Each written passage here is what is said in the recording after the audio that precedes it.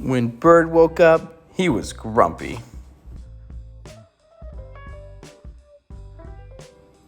He was too grumpy to eat, too grumpy to play. In fact, he was too grumpy to fly. "Looks like I'm walking a day," said Bird. Bird walked past Sheep. "Good morning, Bird," said Sheep. "What are you doing?" "Walking," said Bird. "Nice. I'll keep you company," said Sheep. Bird walked past Rabbit. "Hi there, Bird," said Rabbit. "What are you doing?" "I'm walking," said Bird. "It's no fun." "I could use some exercise," said Rabbit. "I'll walk too." Bird walked past Raccoon. "Hey, Bird," said Raccoon. "What are you doing?"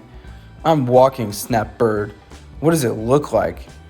"Well, it looks like fun," said Raccoon. "I'm coming too." Bird walked past Beaver. "Hello, Bird," said Beaver. "What are you doing?" "Let me give you a hint," said Bird. "You do it by placing one foot in front of the other." "Walking?" guessed Beaver. "I love walking."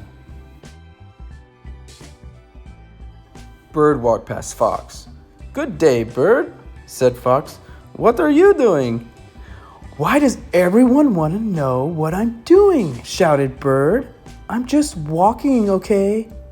"Okay," said Fox. "Let's go." Bird walked. The other animals walked.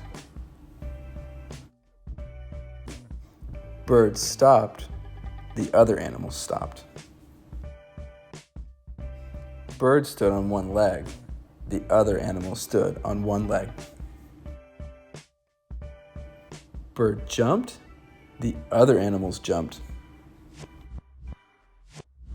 "Hey, this is fun," said Bird.